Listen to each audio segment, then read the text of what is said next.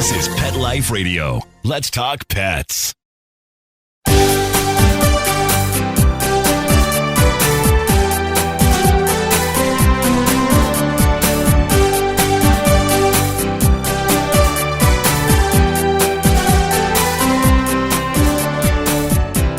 Hello and welcome to Working Like Dogs on Pet Life Radio. Thank you for joining us today. We're your hosts. My name is Marcie Davis, and my co-host is my trusty service dog, Whistle. And Whistle and I are thrilled to be with you today to talk about our favorite subject, working dogs and working animals. And today our guest is Tim Hetzner, and Tim is the president of K-9 Parish Comfort Dogs with Lutheran Church Charities. And Tim and the incredible dogs of K-9 Comfort Dogs have been really busy in the last couple of weeks, bringing love and companionship to the survivors of the Boston Marathon bombing and the massive explosion that happened in Texas recently. And Tim is going to talk with us today about the incredible work he and these K-9 angels have been performing. So come right back after these quick messages as we welcome Tim Hetzner to the show. Sit, stay. We'll be right back after a short pause. Well, 4 to be exact.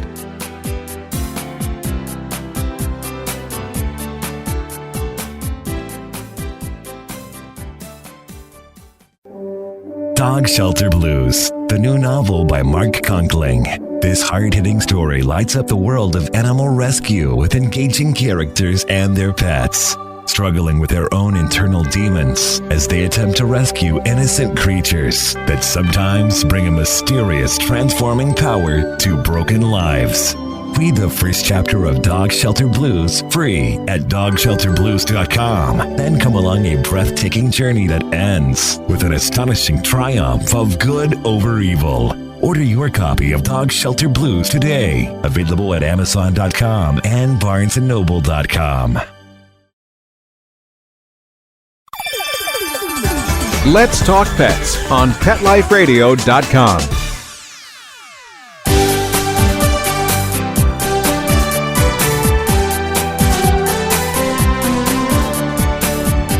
Welcome back to Working Like Dogs on Pet Life Radio. Hello, Tim, and welcome to Working Like Dogs. Well, good morning, Marcie. How are you? We're great, and we're so thrilled that you're here with us today to talk about the amazing work that K-9 Parish Comfort Dogs has been doing. You guys have been really busy over the last few weeks. Oh, more than the last 2 weeks. We were also a couple of years back to Joplin, and just about every place there is a natural disaster or a crisis situation that occurs. So, well, tell us about the program. How was it started? Well, we started the ministry in August of 2008, and it was a response out of the disaster work that we do, deploying volunteers out on disaster situations, and we saw the incredible power and healing effect that animals serve with people. And so in August 2008, we started with 4 dogs. We used all golden retrievers, and we placed 2 dogs in churches and 2 dogs we kept internally, and it just exploded. Where today we have, I think we're at 70 dogs here now in 7 different states, and continue to grow. That's wonderful. And are you still just using golden retrievers, or do you use other dogs now? We use all golden retrievers, yeah. We found that this was a good breed. They're lovers. Yes, they are. Yes, they are. And so we used all H. It was easier for us to manage. We have our own breeders and trainers and all that. And so it was just easier with us using all Goldens. Yeah. And they work good inside and outside also, which was a key plus for us. And they're one of the more acceptable dogs with people that don't have dogs. So it all in all works well, and they're a smart dog. Yes, they are. My second working dog, Morgan, was a golden retriever, so you don't have to tell me how amazing they are. Yes, they are angels on earth as far as I'm concerned. Yes, yeah. They are. And Whistle's half golden, so yeah, they are incredible breeds. And so you say you have your own breeders. That's amazing. And all of that is through your nonprofit? Right. Lutheran Church Charities is the ministry of Lutheran Church Charities, and it's a K-9 Comfort Dog ministry. And we, what we do is we, by breeding and training our own training program, and then we place dogs in churches and schools and then train handlers. So all of our dogs are trained to work with multiple handlers. They're owned by the church then. We own the vest, and we keep a strict performance level of the dogs so that they behave and know all their commands. They're trained and certified actually as service dogs, but we don't use them as service dogs. But because that's one of the highest trainings for a dog, that's part of the training that we take them through, and then complete that training with the specific situations and where they're going to be placed in. And then when there is a crisis like the bombing in Boston or tornadoes, whatever, or the explosion in West Texas, we deploy dogs that we had placed out into those situations to serve. We're in Newtown. We were actually in Newtown on December 15th. The shootings were on the 14th. And we've had dogs in Newtown ever since, and still serving Sandy Hook Elementary School in that community, and will at least through May. That's so wonderful. Yeah, that is so wonderful. Well, and so you said that it's a service dog training program. So are the trainers employed by you, or do you partner with another organization to get the training? We have all certified trainers that we use, and then have a certified trainer that trains our trainers with the dogs. And then, so they get certified that way, and then the dogs then go out with multiple people to see that they can, not all dogs can accept or work with multiple handlers. And so those that cannot, we don't keep into the program. So our dogs have to work with all age groups. They have to be able to work with disabilities, hospitals, nursing homes, any situations like that. Have to be able to fly, do elevators, escalators, all of that, which would be situations in which they might be deployed out into, or when they're not deployed out, they're serving in the community where they've been placed. Oh, this is just so wonderful. I'm so happy to hear about this and to learn more about it, because it sounds like such a sophisticated program that you have, because I know what goes into training service dogs, and that's a lot of work and effort to make sure that they are ready to be in all of those public access kinds of areas that can be very stressful and intense for them, and all the things that you were just mentioning. So that's so amazing that the Lutheran Church has taken this on as a project. That's awesome. Yeah, Lutheran Church Charities, we're connected with Lutheran Church Missouri Synod, but we're a faith-based ministry that serves everyone, I mean, particularly in crisis needs. But our dogs are primarily placed through our Lutheran churches and schools or institutions or colleges with the dogs. And how do people become handlers? Well, when a congregation is interested in getting a dog, they submit an application. We review that to make sure that they're going to go out into the community with the dog, so it's not a church pet. And if that gets approved, and then next they identify handlers within their church, we then screen those handlers to make sure they're not good with dogs, but also good with people. And then we do the training and the ongoing training and support for those handlers and the caregivers. Each of our dogs has two caregivers. One is the primary and secondaries. That's where they go at night to unvest and be a dog and be groomed and play ball and do all those fun things. Yes. Oh, yes, and, very important. Yes. You betcha. And because we don't kennel our dogs, so the secondary is in case the primary is going to be gone on vacation or just needs a few days break or whatever. So the dogs are, trained to can be in multiple locations with a caregiver, but we have two caregivers. Then the handlers allow a number of people to be able to take the dog out into various situations that the community has called them into. We never go into any place with our dogs that we're not invited into. So we don't just show up at a disaster. It's because we've been invited in, generally through one of our churches that are there. Like in Boston, First Lutheran Church was about 4 blocks away from the bombing. And so they called us right when that happened and asked if we could come in with comfort dogs, which within 24 hours, we were there with dogs. Yeah, I was wondering about that, if you went by invitation and if it was the local churches that extended that invitation to you guys. Yeah, we do it all by invitation, and then that local church many times will have us take the dogs. Like in Boston, we went into the hospitals and saw most of the victims that were in the hospital had lost limbs or were injured. And so through that congregation, went into those places and then out into various things that were invited into through that church. Yeah. How do you train your handlers for these situations? Well, the handlers are trained. One is, just the handling and the commands of the dog and how to be the alpha and how to care for that dog, how to learn the dog's levels of stress because, you can only work the dogs for a couple hours depending on the situation. But, as you know, dogs take on the stress of the people that Oh, yes. are petting it. Yeah. So we don't want, we're not out to burn out dogs. And so we want the care of the dog to be there and for the handlers to know the dog that they'll be handling. But then it's also on how to protect the dog. It's also dog etiquette on what to do or not to do. We never position our dogs when we're out in an area where people have to walk by the dogs in case there's people that have fears of a dog or allergies. So we're always off to the side. We always protect the backside of the dog so that they don't get spooked or surprised.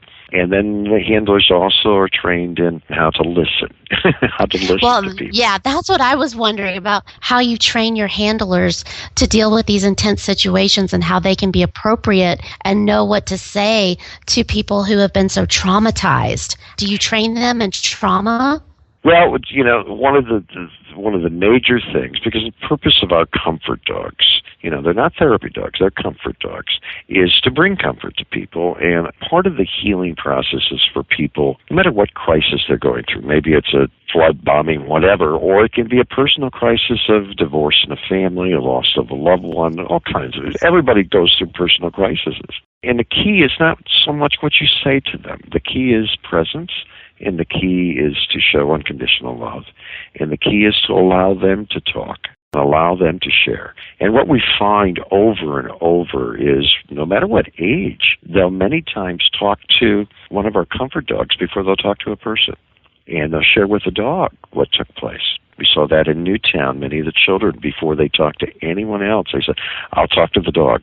And so they start petting the dog, and then they start talking to the dog. And, of course, dogs are wonderful listeners, and they show that unconditional love, and they're confidential, and they don't take notes. And so they're great, in a sense, for counselors. And our handlers are taught to not to, explain to people why something happened, because I'm not sure there is an explanation. They're there to listen. They're to help them process what has occurred to them so that they can begin the healing process. Yeah, that's just so lovely. I mean, and I certainly support what you're saying. Let me tell you, Whistle knows all my secrets, and it is so great that he does not share them with anyone but me, which is really, I mean, that is such a gift that's really hard to explain to someone, that the depth of that and what it can mean to people, which is just so beautiful that you guys are doing this work. How long do you usually stay in a community when there's been a disaster? As long as we are needed. Now, in Sandy Hook, in the Newtown situation, we were in, and we had 10 dogs present into the high school, and then when Sandy Hook opened up, and then we brought it down. Now we have 2 dogs that are out there, and by their request. And as long as the comfort dogs can be used and needed in helping people recover or to heal from what has taken place, we have them there. And many times also what we find is, and what we do, if there are counselors on site, which in schools, and because we get called in when there's suicides in high schools or colleges, or we were just at Bull State in Indiana, who had 5 suicides this year. We don't take the job of the counselors. In fact, what we do is we bring in a tool for the counselors to use. So like in Sandy Hook, many times I'll bring a student down to be with a dog. And our handler is there, but we let the counselor do their skill. We're not there to replace their job or do their job, because they're the ones that were there before the crisis, and they're going to be there after the crisis. So although some of our handlers are counselors, they're not being a handler in order to practice their counseling skill. We let that for the counselors that are there. So our handlers are trained to be quiet, that makes the job easier. And to ask, to talk in open-ended questions so that people can help process what they're going through. Yeah. And do you rotate handlers in and out when you stay in a community that long? Because I'm sure it's probably hard for some handlers to be away from home that long. Yeah, we'll rotate handlers. We also rotate dogs. So generally, we'll bring out dogs for a week and then bring in another group of dogs in for a week, or cross over so that we'll have 3 or 4 dogs out and then, keep one of them there and then bring out a few more. We rotate the dogs around. And the same way with the handlers, with a dog that they're working with, we'll have many times 2 handlers will come out with a dog. one who, handles the dog and one who's there to just kind of help people or to listen to people. And to also, depending on the situation, also to look out and protect for the dog. In some situations in disaster response, like in Joplin, when we were out actually in the field in Joplin, you have to watch out with the dogs so that they're not being walked into a dangerous situation. And with Joplin, we had dogs out there for 2 months, and then Joplin asked to get their own 2 dogs placed permanently there, which we did. Jackson and Louie are the 2 that continue to serve that community in Joplin, Missouri. Oh, that's great. Well, we are going to take just a quick break and hear some important messages from our sponsors, and we're going to come back and keep talking with Tim and about the incredible work that these dogs are doing. We'll be right back, right after these messages. Stay tuned.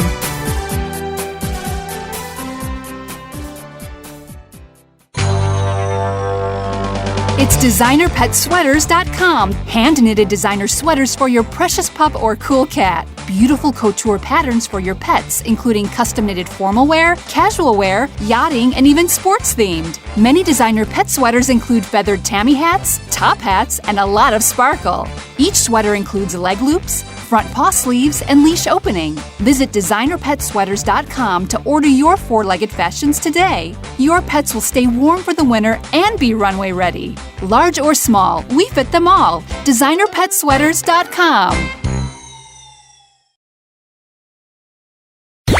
Let's talk pets. Let's talk pets On Pet Life Radio. Pet Life Radio. PetLifeRadio.com.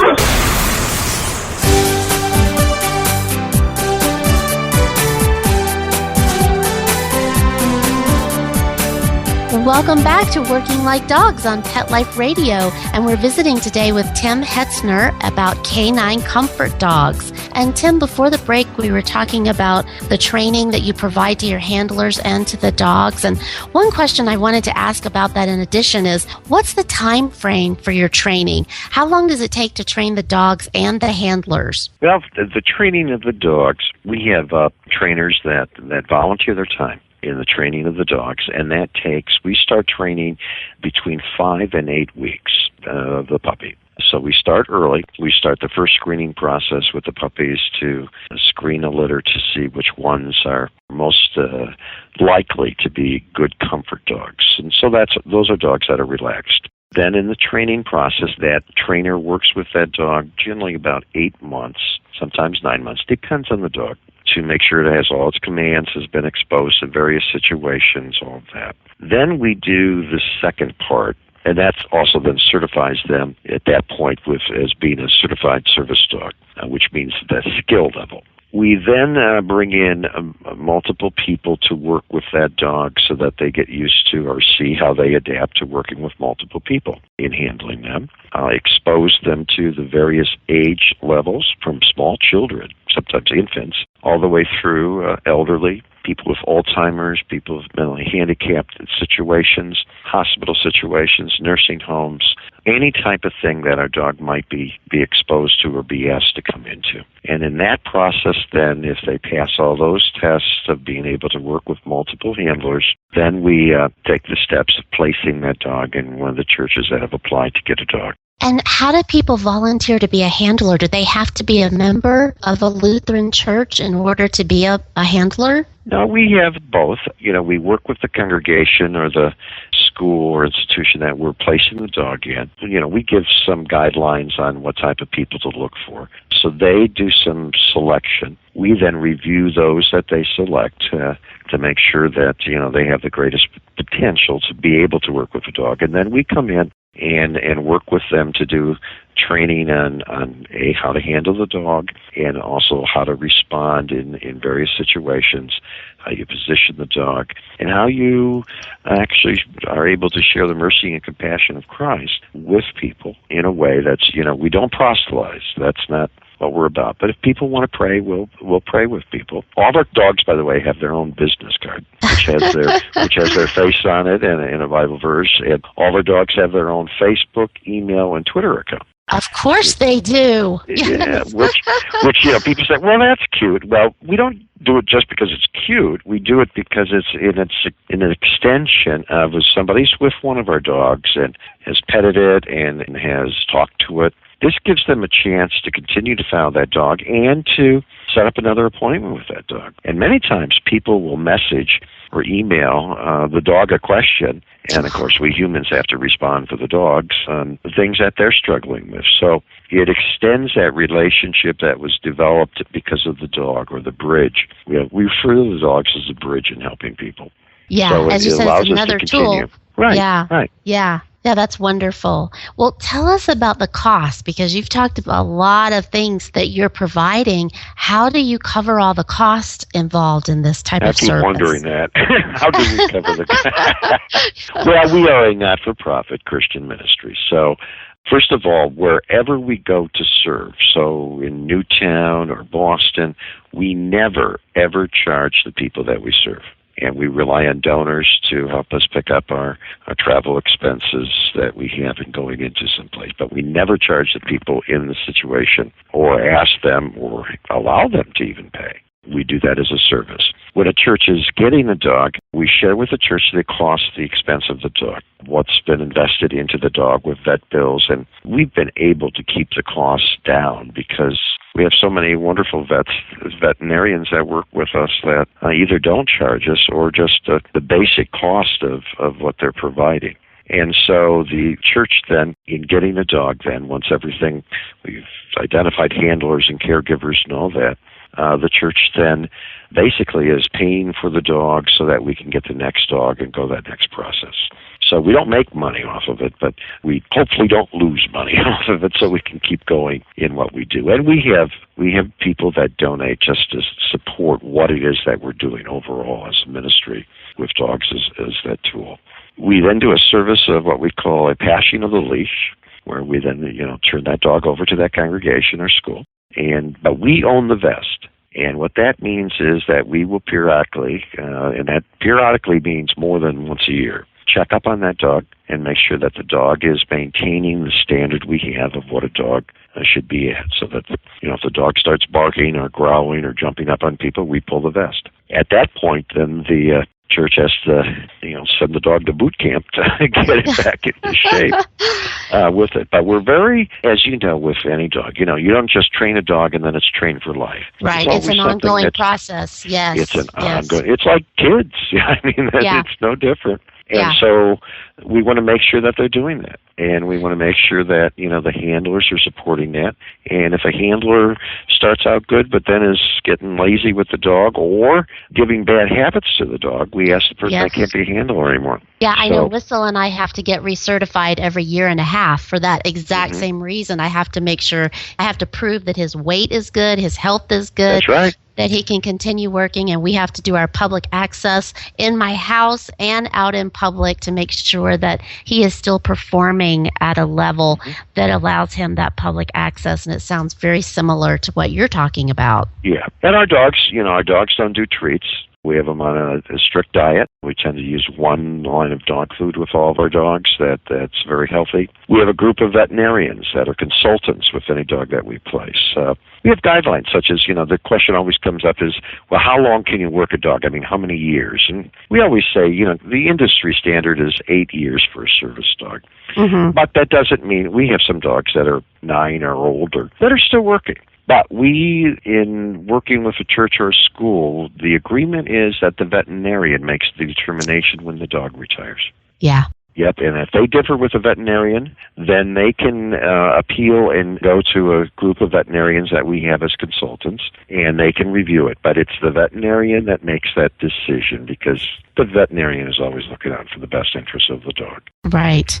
Whistle has a team of people that support him, and definitely the veterinarian is a huge part of that is monitoring their health over the years because it is hard, and they do get a lot of stress on their bodies because of the work. So, that's wonderful that you have that much structure to your program, that you're providing that oversight and maintenance. And what happens when a dog is determined that they need to retire? Well, when the dog needs to retire, then we actually have a whole list of people that are willing to take one of our retired dogs. I bet you do. We also have a list of people that are willing to take any of our dogs that don't make it all the way through the program, and are willing to take those dogs because they're good dogs. They just excellent. Yeah. Generally what happens is you may have a dog that just doesn't work well with multiple handlers, or a dog that, just really doesn't care for young kids. It doesn't bite them or anything like that, but they just they don't like to hang with young kids, which is fine. But a dog like that can be placed with an elderly person and do just fine. Yeah. So. Yeah. I always tell my friends, if you want a really great dog, get on a waiting list for a dog that doesn't make it as an assistance dog and I've had friends do that, and boy, do they get some incredible dogs that oh, gosh, yes. change their family's life. Yeah. Well, I was also wondering, because you were talking about all the costs for the dogs that goes into that and how you respond to that. But what about the costs for your handlers when they go into these communities? Are they responsible for those costs, or do the churches provide that? How does that work? Well, it depends on the situation, what we're going into. If we have donors that have given us money to travel and to put us up going into Boston or wherever, then that comes out of that money to provide their expenses. If we don't, then they pick up that themselves, either individually or in most cases the congregation or the school sees it as part of their mission to cover their costs. Whenever we go into a situation, we usually stay at hotels, not expensive hotels, but hotels that are pet-friendly and have grass. So we usually stay in hotels so not to impose on people in that community. Plus, the dogs need time to be down. And we found if you stay in somebody's home, there's a lot of unknowns. Maybe they have a pet that barks, and we can't have that because it teaches bad habits. And or they have kids and they want to, be up till midnight petting the dog. Well, the dog has to know he's off work at some point, and so do the handlers. Right, exactly. They need that, in order to prepare themselves for their work the next day. Yeah. I know that with Whistle for sure. He's got to have that downtime where he can play and relax and sleep really soundly. And we usually, whenever we're out, like when we were out in West Texas or in Boston or Newtown, when we deploy out with dogs, we usually have one of our trainers that come out with us. And the trainer's job is, if the trainer senses in the dog that they need a break now, that's what happens. Mm-hmm. So they look out for the best interests of the dogs. And we always have a vet lined up that either travels with us or is in that community that's on call for our dogs. So if there's anything that comes up with one of our dogs, we have somebody to go to right away. And that's what they do, because we tend to get wrapped up in the handlers sometimes, wrapped up in serving people and of course. All that. But at the same time, the dogs have to have their breaks when they need it, and our trainers are very keen on knowing when those should be. Mm-hmm. Yeah, well, it sounds like you're doing a phenomenal job at preparing them to watch the signals from the dog and to really be sensitive to that, which boy, I know I can tell when Whistle's getting stressed out in a heartbeat, but it takes time to develop those skills, and it is a skill that you have to really learn and be aware of. Well, just like in the morning, before we go out in anything, whether it's when we're out in a crisis situation or a dog in its own situation where it's placed, we always have them run through the commands with the dog and be sensitive to the fact that sometimes a dog wakes up in the morning and it just doesn't want to work. It doesn't want to be with people. And they're no different than humans. Yep, yeah, that's right. And so what we say is if you run into that situation, your dog just really doesn't want to do any of the commands, doesn't want to work, don't drag it out. Just call and cancel the event and reschedule it, because, to respect the dog, it means it needs a break. And I tease Whistle and tell him he's not a morning puppy, because when we wake up in the morning, he looks at me with one eye open like, do we really have to get out of bed now? What we find, though, with most of our dogs, they're up and they want to work. In fact, they do. A few times when a dog may not be out for a day or two, they're anxious. They want to get out there. Yeah. They love it. And that's the beauty of Goldens. Yes. Goldens just love people. They just do. They're just people pleasers. That's really what they are. And they do it with such an open, giving heart. It's just the most beautiful thing to observe. Yeah, it is. Well, tell us about one of your most memorable stories or experiences that you've heard from your handlers or that you've yourself experienced. Oh, how long is your show? I know. Well, and I'll start with, just off the top of my head, in Newtown, we were, some of the students that witnessed the shootings or teacher being killed, after that did not talk to anybody. And just the stories of kids. One boy in particular, his parents, drove him to school and he didn't want to get out. And he saw the comfort dogs and he says, if I can be with that comfort dog, I'll get out. And so that's what they did. And the boy just, started patting the dog and then hugged the dog. And shortly after that, the parents are standing there with her handler. The boy started whispering to the dog what took place and told the dog, and it started the healing process. Yeah. In Boston, we were with a lady in the hospital that her leg was damaged. She had surgery, and then she had a second surgery. And we had word and asked if we could bring the dogs up to see her. She was just tired and wasn't sure she wanted to get up out of bed and start walking again. And so the comfort dogs came in, spent some time with her, and she says, okay, now if they can stay here, I'm going to try this. And she took one of her first steps after the thing with the dogs there with her. Boy, I tell you, Tim, that gives you a reason to get out of bed every morning, doesn't it? To know how you're impacting people and making such an incredible difference. Advice from dogs to people.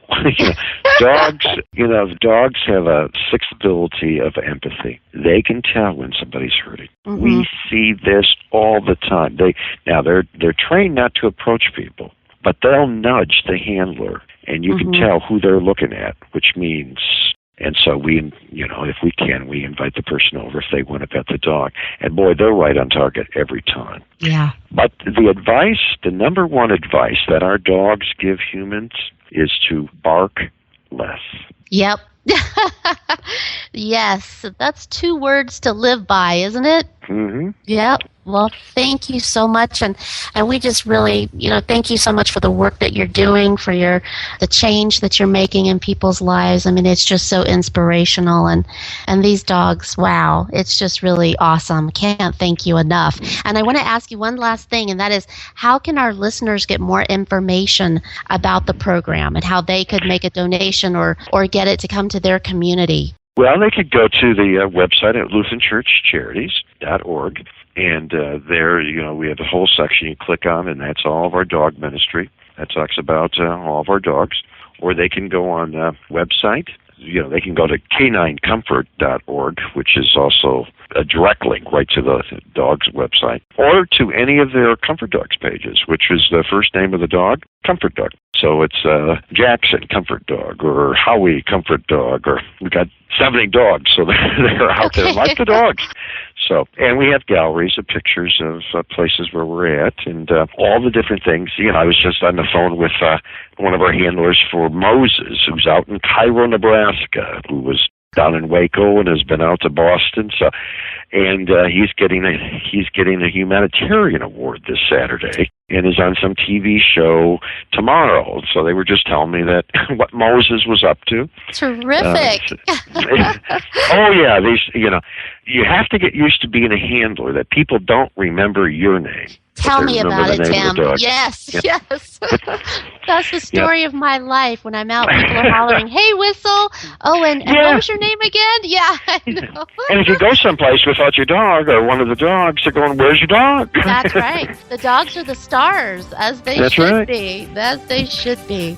Well, thank you so much, Tim, for being with us, and we'll definitely have this website address on our site so that our listeners can get more information about the program and these incredible, I call them K-9 angels. So okay. Thank you so much. And thank you for what you do also with your show to bring awareness to all the different things that God's creation is doing through dogs. Thank you. Well, and thank you, our listeners, for being with us. And thanks for all your emails. We love hearing from you. So please keep those coming. And you can email Whistle and myself at Marcie, Marcie, at PetLifeRadio.com. And you can also follow us on Facebook and Twitter, and you can read our blog at WorkingLikeDogs.com. So thanks so much, and we hope you'll come back and join us soon. Take good care. Let's Talk Pets, every week on demand, only on PetLifeRadio.com.